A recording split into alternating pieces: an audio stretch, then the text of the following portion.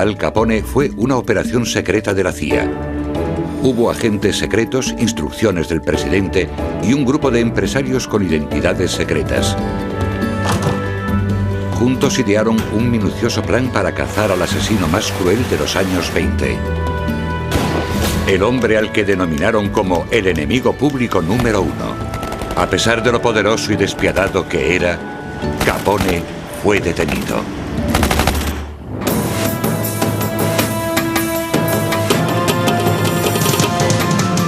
Investigando la historia. A la caza de Al Capone. En pie, por favor. La vista del juicio contra el señor Al Capone. Al Capone estaba sentado en la sala dando golpecitos en la mesa de la defensa con las yemas de los dedos. Era octubre de 1931. A sus 32 años ya era uno de los criminales más fríos y calculadores de todos los tiempos. Era responsable de 300 asesinatos y parecía estar detrás de todos los negocios ilegales de Chicago. Pero estaba en la sala por evasión de impuestos. Había costado 3 años tenerle ahí. 3 años de amenazas de muerte, trabajo secreto y planificación.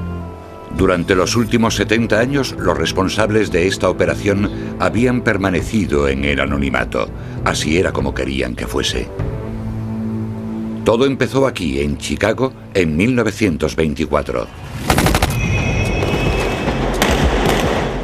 En una ciudad que parecía dispuesta a vivir con esto, a cambio del lujo de tomar una copa. La prohibición llevaba 9 años en vigor. La prohibición federal de la venta y consumo de alcohol había dividido a amigos y conocidos, e incluso a ciudades enteras, en 2 bandos, mojado y seco. La gente que vivía en las afueras de la ciudad de Chicago eran los secos, mientras que Chicago era una de las más mojadas de las mojadas. En la cima del imperio de venta ilegal de alcohol de Chicago estaba Al Capone. Era joven, tan solo tenía 24 años cuando empezó, pero era muy listo. Tenía una habilidad especial para los negocios ilegales. Era la personificación del crimen organizado. Antes de cumplir los 30 ya ganaba más de 25 millones de dólares, que equivaldrían a unos 75 de hoy en día.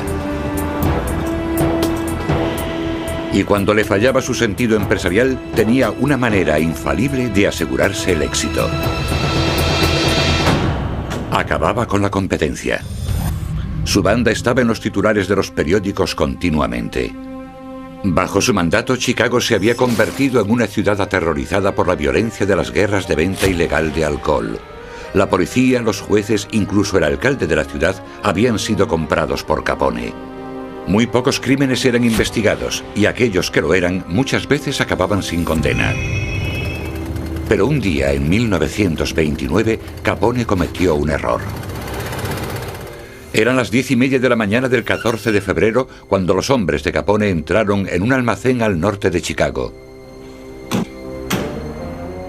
Dentro había 6 hombres de la banda de Bugs Moran y también un optometrista que solía salir con ellos. Supuestamente Moran también tenía que haber estado allí, pero llegó tarde. Habían sido engañados con una falsa llamada telefónica, prometiéndoles un camión lleno de whisky robado a bajo coste. Capone había organizado lo que pasaría después. Tal y como lo veía él, el negocio de la venta ilegal de alcohol de Chicago era suyo. Nadie se metía en medio.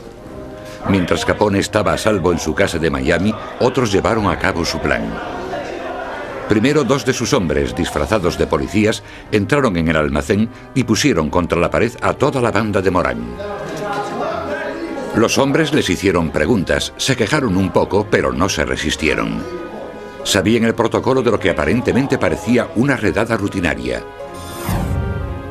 Una vez estaban contra la pared, llegaron otros 2 hombres de Capone.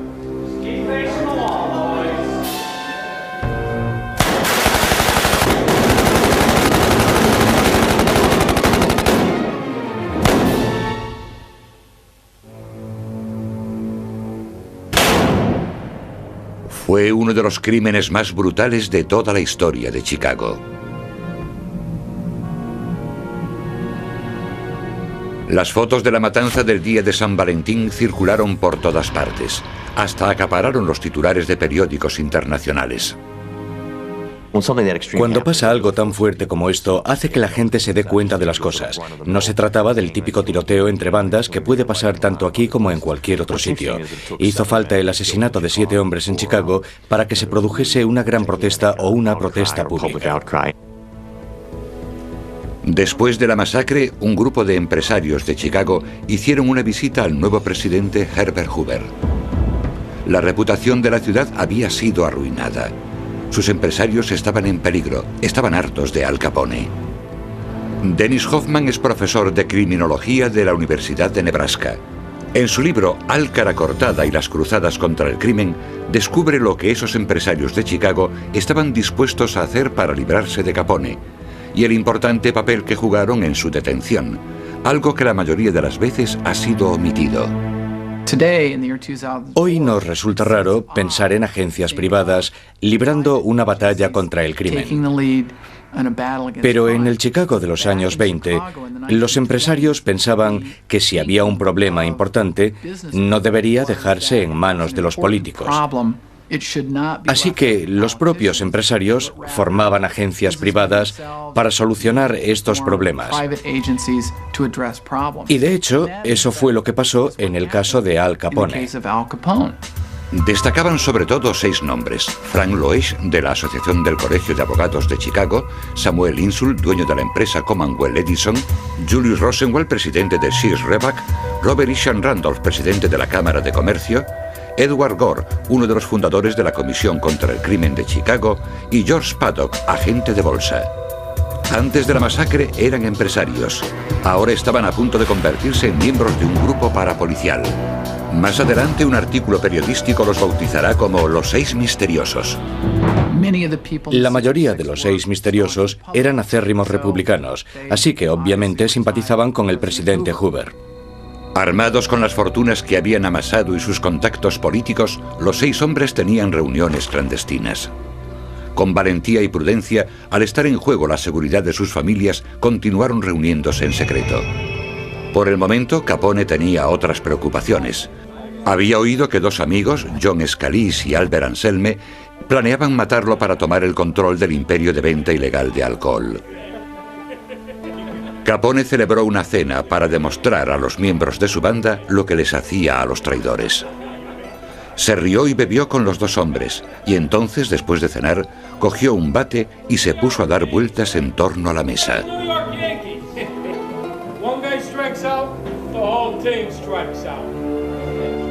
Somos un equipo, dijo, como los Yankees de Nueva York, pero solo hay un jefe y ese soy yo.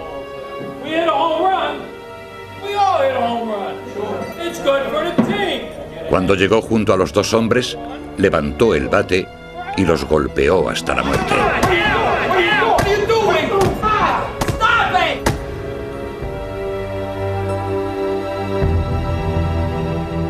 Era un comunicador eficaz.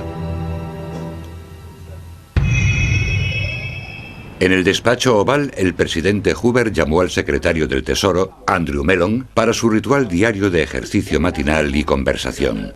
Y le preguntó lo mismo que le preguntaba todos los días: ¿has detenido ya a ese tal Capone? Aún faltaban meses para el crack de la bolsa, que supuso el comienzo de la Gran Depresión en el país. Hoover no era nada tonto.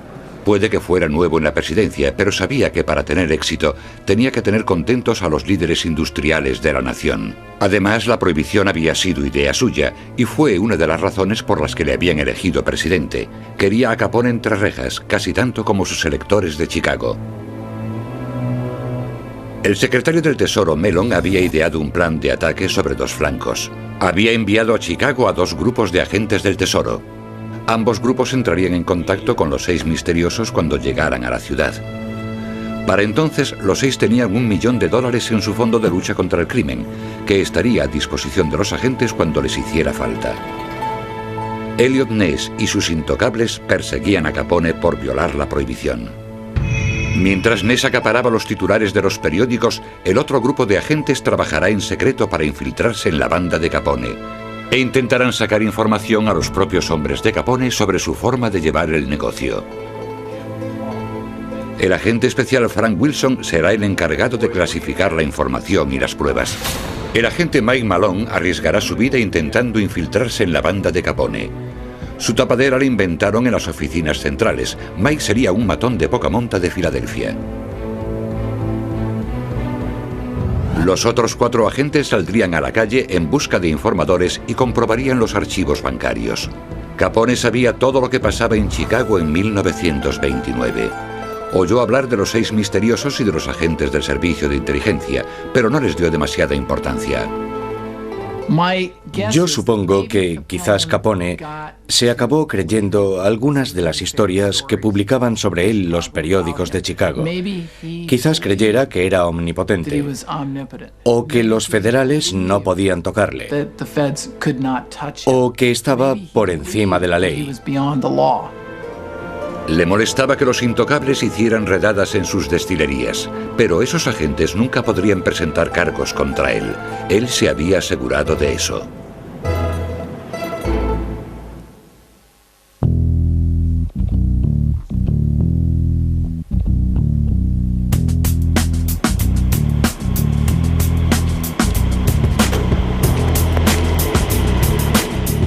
Sin duda, Al Capone suponía una amenaza para la sociedad.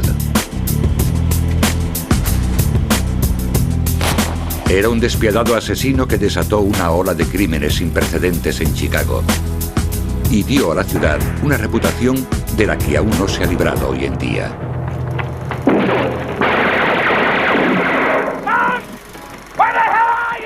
Pero esto no explica por qué las películas y los programas de televisión continúan fantaseando con su imagen, o por qué hay gente que aún cree que es un héroe popular.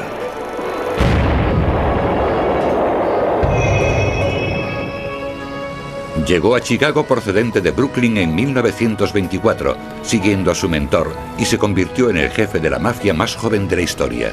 Ya tenía una cicatriz en su mejilla izquierda procedente de una pelea a navajazos que le daría el mote de cara cortada para el resto de su vida. A medida que iba ascendiendo en los escalafones criminales, se dio cuenta de que tenía una habilidad especial para los negocios. Parecía estar hecho de la misma pasta que otros presidentes de empresas, excepto por una cosa: su forma de despedir a los traidores o de tratar a la competencia provenía de la parte más oscura de su alma, una que solo conocen los asesinos. La lealtad a Capone era el único seguro de vida que tenía su gente. Los que se arriesgaban a ser sus enemigos no tenían ninguna posibilidad de seguir con vida. Sus crímenes eran fríos y despiadados. En 7 años fue el responsable de más de 300 asesinatos de Lampa. Pero Capone no se veía a sí mismo como un criminal. Creía que era lo bastante listo y carismático como para ser popular. La gente lo trataba como a un famoso. No se comportaba como un asesino. Si no hubiera sido por la matanza del día de San Valentín, las cosas en Chicago habrían seguido así durante mucho tiempo.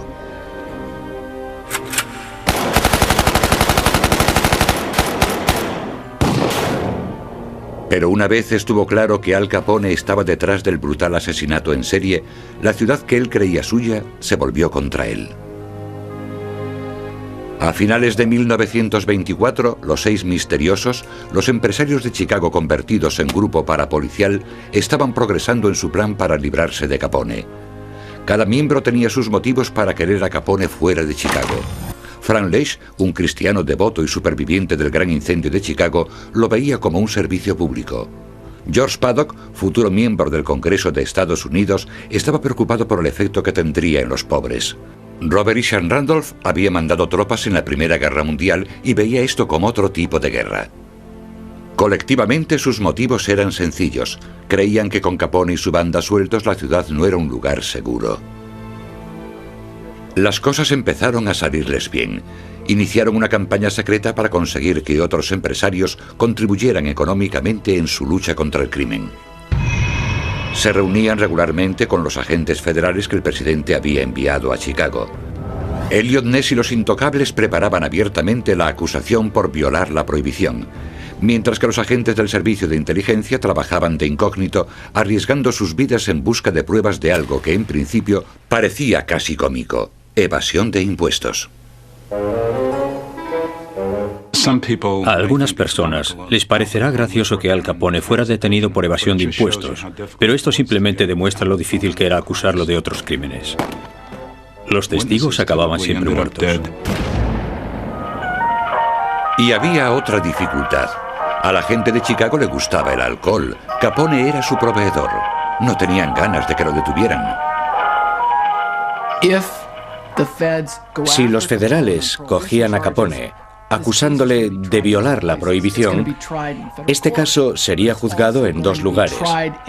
Sería juzgado en los tribunales, pero también sería sometido a un juicio público. Lo mejor era acusarle de evasión de impuestos, porque el contribuyente medio entendía la detención de un ciudadano que había eludido su responsabilidad a contribuir al bien general de la sociedad. Los 6 agentes secretos de la IRS asignados al caso Capone solían reunirse en una salita de una oficina de correos de Chicago. No eran hombres comunes y corrientes. Eran del tipo de personas que tienen el valor de pasar por una puerta sabiendo que hay gente armada al otro lado, y también la habilidad de saber identificar hasta la prueba más pequeña. No todo el mundo puede buscar en libros e informes, y no todo el mundo tiene el valor de pasar por una puerta.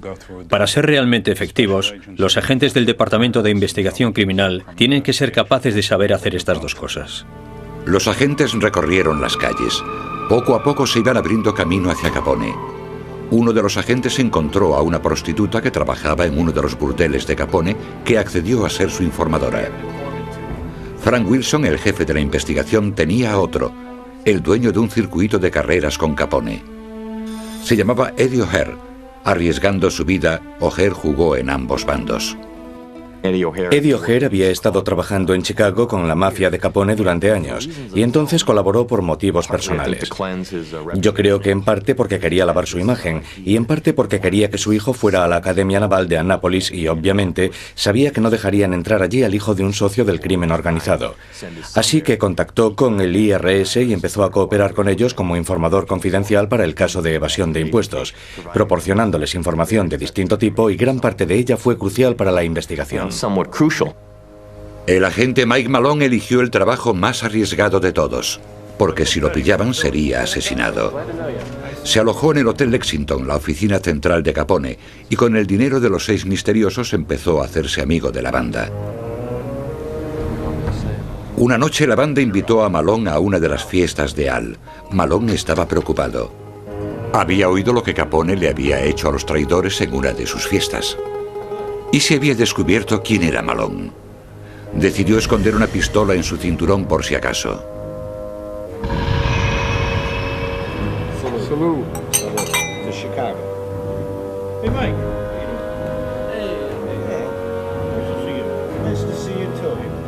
Cuando sirvieron la cena, Malone se comió un trozo del filete. Nunca había probado un filete tan especiado. Y se atragantó. Y entonces su pistola se cayó de la funda que tenía en el cinturón, pero afortunadamente nadie lo vio. La pistola acabó sobre sus piernas y pudo volver a colocarla en su sitio antes de que nadie viese que la tenía.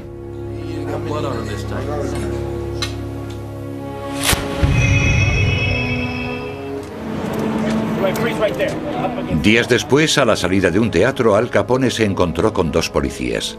Tenía un montón de problemas. La mafia de Nueva York no estaba nada contenta con él. Por su afán de protagonismo había atraído toda la atención hacia las mafias. Los crímenes se le habían ido de las manos. Estaba avisado. Afectado por todo esto, Capone organizó su propio arresto por posesión ilícita de armas y fue encerrado. En marzo de 1930, mientras estaba en la cárcel, los agentes de inteligencia del IRS hicieron su primera incursión en el imperio Capone. La mano derecha de Capone, Frank Nitti, fue declarado culpable de evasión de impuestos y condenado a 1 año y medio de cárcel. Un mes después hubo otra detención. Uno de los socios de Capone, Jay Gusick, fue condenado a 5 años de cárcel por evasión de impuestos. Un mes después le tocó el turno al hermano de Al, Ralph. Fue condenado a 3 años de cárcel. Los cimientos de la organización estaban empezando a tambalearse, pero el jefe iba a ser más difícil de derrocar. Tenía una manera infalible de protegerse. Su verdadero nombre nunca era utilizado en pagos y libros de contabilidad. No tenía una cuenta en el banco, no había nada que le pudiera relacionar con un ingreso. En público, Capone se mostraba seguro de sí mismo. Yo creo que tenía que haber estado ciego si no vio lo que estaban haciendo. Estaban atacando ese frente y estaban consiguiendo condenarles. Esto no era algo pasajero. No iba a pasar lo de siempre, que cuando fuese juzgado, el jurado le apoyase y le declarasen inocente. Aparentemente seguro de sí mismo, Capone tenía que estar sintiendo la presión. Había subestimado a los agentes del IRS. Ahora sus hombres de más confianza y su hermano ya no estaban con él. Cada vez se estaban acercando más.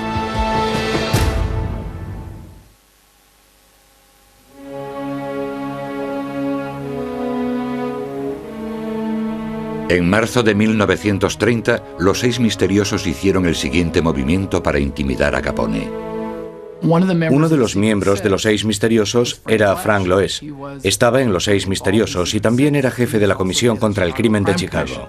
La Comisión contra el Crimen de Chicago, un organismo de control privado, publicó una lista de enemigos públicos con los nombres de los 28 peores criminales de Chicago.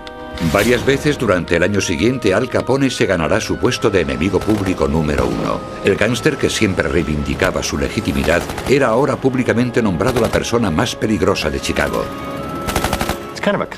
Yo creo que ser un gángster debe de ser algo muy complejo en lo que se refiere a la personalidad. Por un lado, estás involucrado en actividades ilegales. Estás quebrantando la ley de todas las formas posibles. Estás metido en violencia, etcétera, etcétera, etcétera. Por otro lado, por tu propia autoestima, probablemente te guste caer bien a la gente, ser respetado en cierto sentido. A nadie le gustaría que sus hijos creyeran que su padre era un gángster, sino que se dedicaba a otra cosa, a poder ser buena.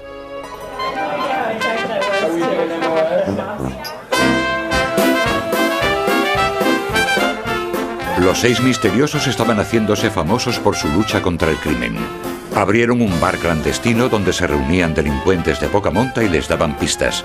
Contrataron a sus propios investigadores y continuaron financiando el trabajo de los intocables y los agentes del IRS. Su fama se estaba extendiendo por todo el país. Grupos de empresarios de otras ciudades estaban formando sus propias organizaciones de lucha contra el crimen, siguiendo el modelo de los 6. Todo el mundo quería saber quiénes eran los 6 misteriosos. Capone leía sobre esto en los periódicos y estaba empezando a ponerse nervioso. Convocó una reunión con el jefe de los 6 misteriosos, Robert Isham Randolph. En sus memorias, Randolph escribió que Capone le había propuesto un trato. Si los 6 misteriosos lo dejaban en paz, limpiaría Chicago completamente. Randolph se negó. Eran malos tiempos para Capone. El mundo de la mafia estaba cambiando. Había un nuevo alcalde en Chicago con un nuevo departamento de seguridad del Estado que no podía ser comprado.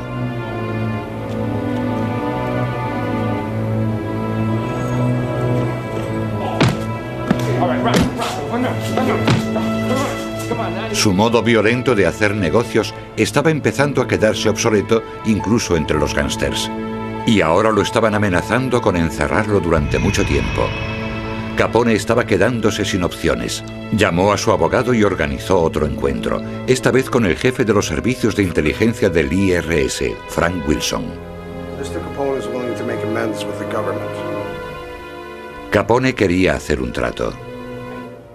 Estaba dispuesto a pagar al fisco cerca de $1,5 millones si abandonaban la investigación y no le procesaban. Pero Wilson no estaba interesado. Al salir del despacho, Capone se paró junto a él y le susurró al oído: ¿Qué tal está su mujer, Wilson? Cuídese mucho. Wilson se tomó la amenaza muy en serio. Sabía lo que Capone era capaz de hacer. Pero tal y como él lo veía, los agentes del IRS no necesitaban hacer un trato con Capone. En The Hawthorne Smoke Shop había pruebas irrefutables de su culpabilidad y estaban a punto de salir a la luz.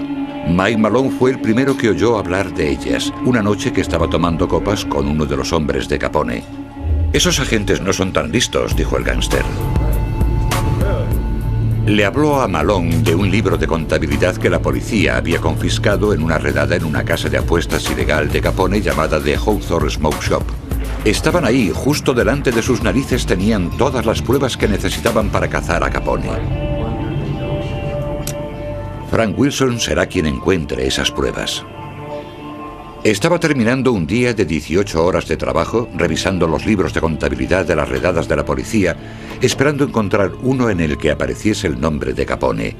Había decidido dejarlo por ese día, pero entonces encontró algo que no había visto antes. Era el libro de contabilidad de un estanco, de Hawthorne Smoke Shop, que servía de tapadera para una casa de apuestas. En una de las páginas encontró el nombre Al, y a su lado una cantidad, $17,500. El libro de contabilidad de Hawthorne fue crucial en el caso porque contenía pruebas directas de que Al Capone estaba recibiendo dinero. Los miembros del jurado lo entienden mejor si ven las hojas y alguien les explica que pone que se ha realizado el pago de una cantidad y que esa persona ha recibido la cantidad, pero que no consta en ninguna declaración fiscal. Ahora Wilson tenía que relacionar a Capone con el Al del libro de contabilidad. Tenía un par de ideas. Había mandado a agentes del servicio de inteligencia a buscar muestras de la escritura de más de 1000 gángsters de Chicago en informes policiales y registros electorales.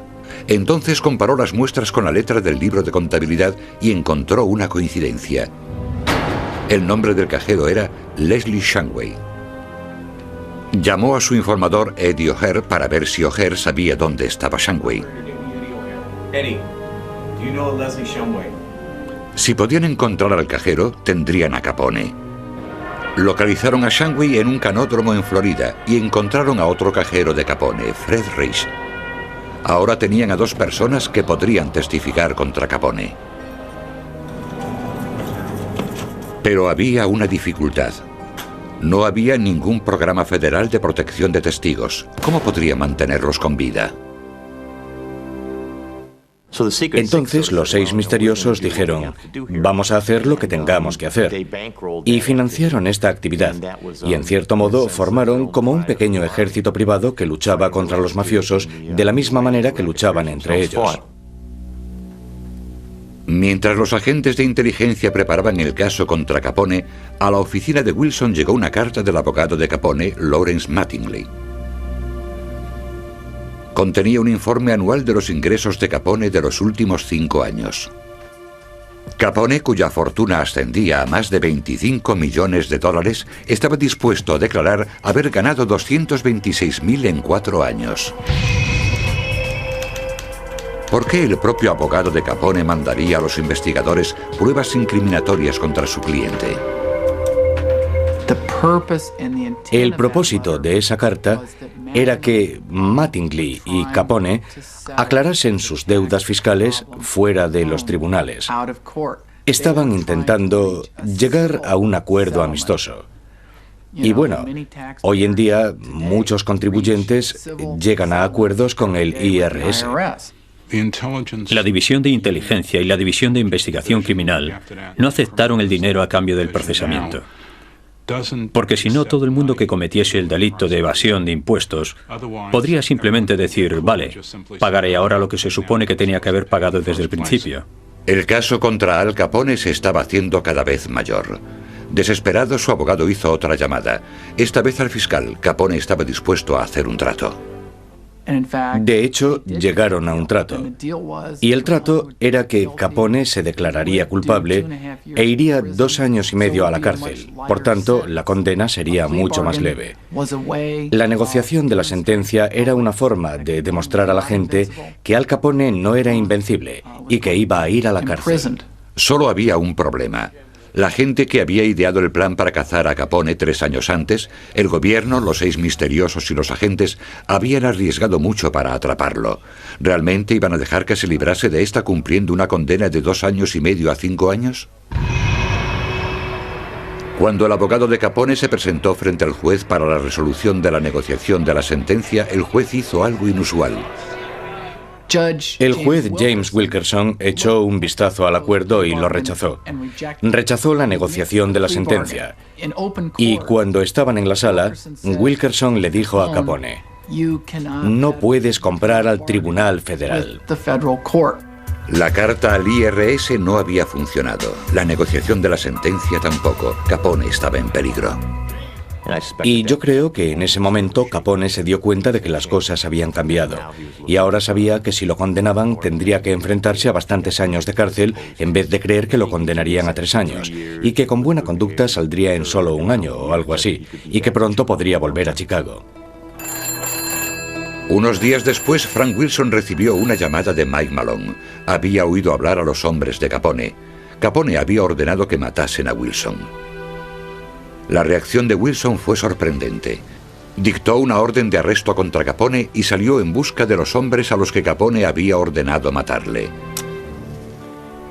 Cuando Capone se enteró de lo de la orden de arresto, canceló el asesinato. Ya estaba metido en bastantes líos.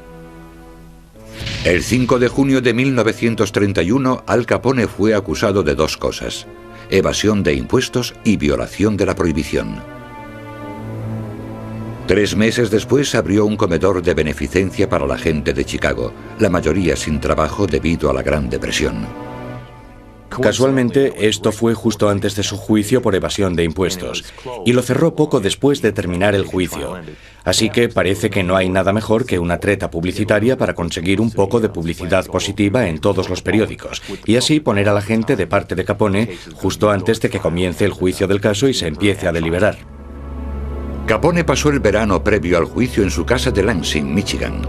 Antes de irse ordenó a su banda que hicieran un trabajo. Tenía otro as más bajo la manga. Si funcionaba, no habría forma de que le declarasen culpable.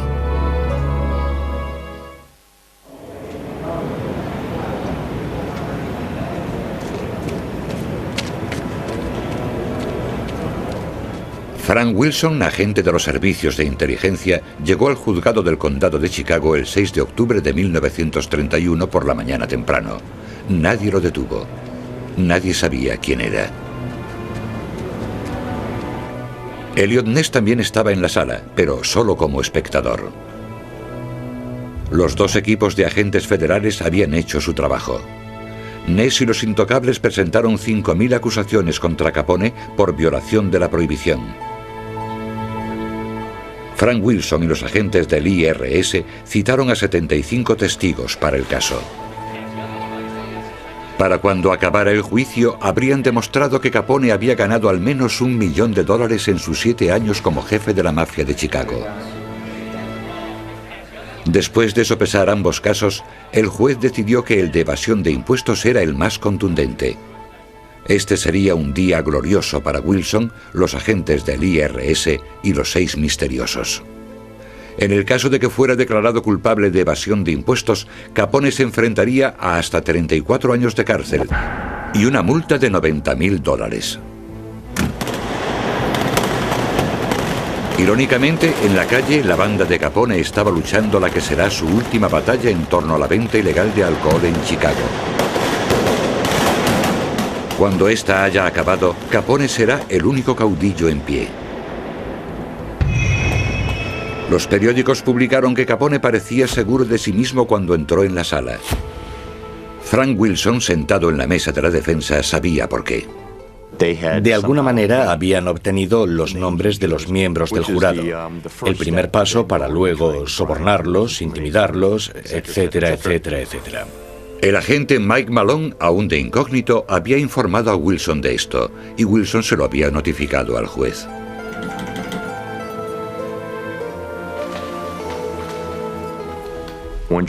Cuando el juez Wilkerson se enteró de esto, decidió cambiar las listas del jurado. Cambió la lista de su sala con la de otro juez, y llegó un grupo de gente totalmente nuevo, otros miembros del jurado diferentes, y esto debió de ser una auténtica sorpresa para Capone y sus hombres, que estaban intentando sobornar al jurado. El juicio de Capone siguió adelante con un nuevo jurado, con el que los periódicos se divirtieron mucho. Parecía cosa de justicia divina que el hábil Al Capone tuviera que ser juzgado por un grupo de campesinos vestidos prácticamente con andrajos.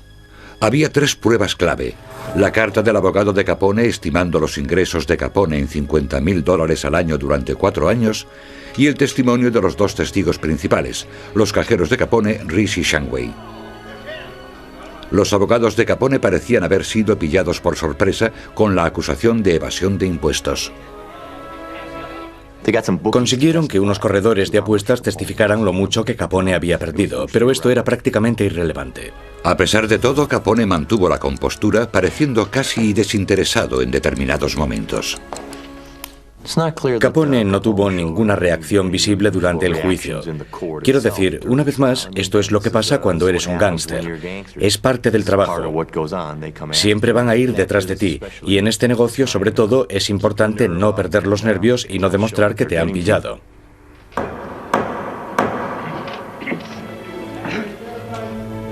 El resultado del juicio está grabado en la historia. Al Capone fue declarado culpable de evasión de impuestos durante los años 1925, 26 y 27 y de no haber presentado las declaraciones de la renta del 28 y 29. Fue condenado a 11 años de cárcel y una multa de $80.000. Fue la condena por evasión de impuestos más severa jamás imputada.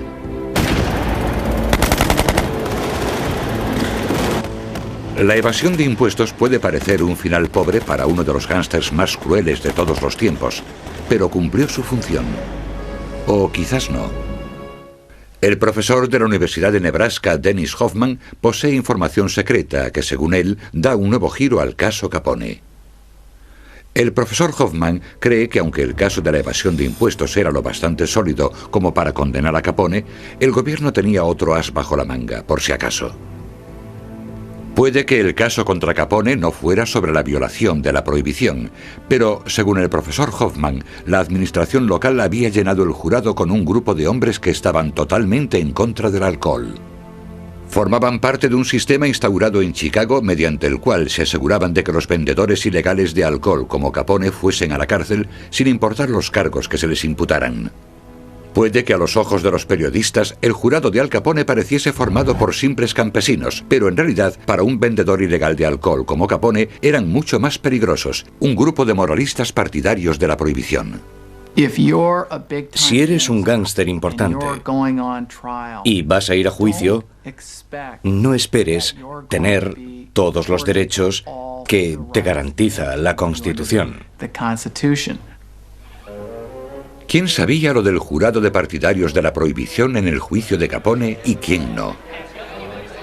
¿Acaso lo sabía el juez que rechazó la acusación de violación de la prohibición y aprobó la de evasión de impuestos? ¿El fiscal? ¿Hasta oídos de quién llegó? Estas preguntas todavía no tienen respuesta. El 24 de octubre de 1931, el reinado de Al Capone en Chicago llegó a su fin. El hombre que tuvo a la ciudad a sus pies durante casi una década iba finalmente a ingresar en prisión.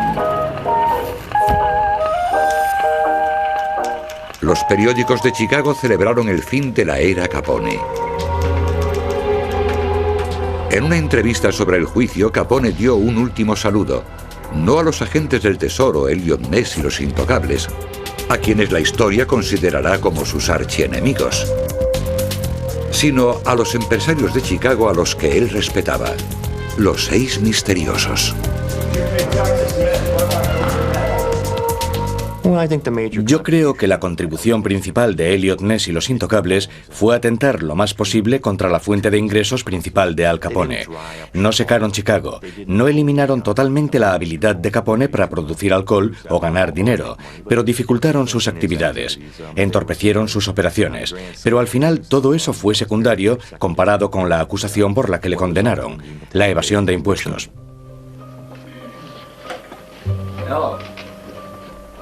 Los 6 misteriosos, acordes con su deseo de mantener las identidades de sus miembros en secreto, habían permanecido fuera de la sala, pero estaban atentos a todo lo que ocurría dentro.